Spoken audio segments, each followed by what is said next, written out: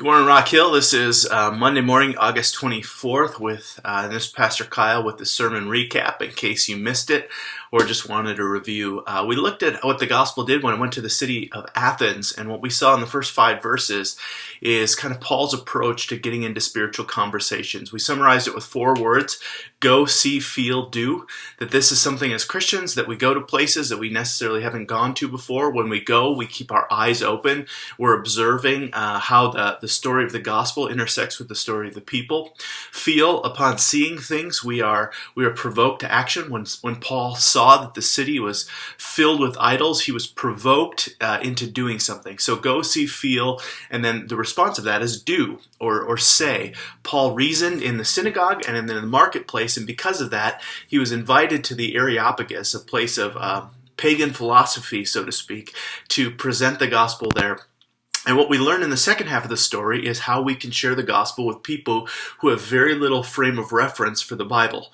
The Apostle Paul starts by building common ground, affirming the things that he can affirm in their society. He even quotes certain pagan prophets. He alludes to an altar to the unknown God as a way of kind of saying, hey, what you worship is unknown. I'm now going to proclaim to you. I'm now going to tell you. And so he starts by building common ground, but then he clarifies the truth. He clarifies who God is. He says, you worship God like this, but God is actually like this. He is the creator. He is independent. He has made all mankind, all human beings, and longs for us, wants us to seek him as he is not very far away from being found.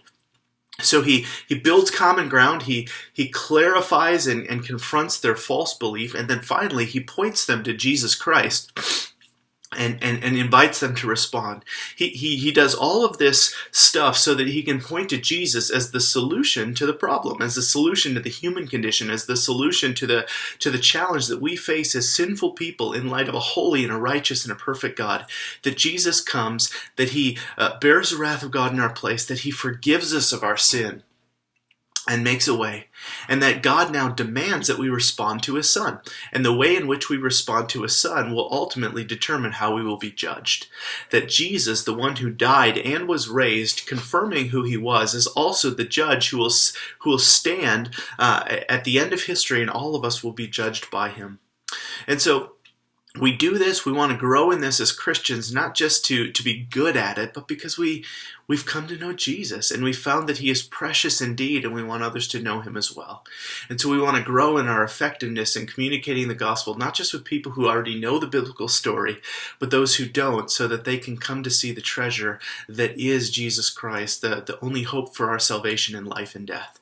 Hope you have a great week. I hope this was helpful. I can't wait to see you next week as we look at the city of Corinth and what the gospel does there.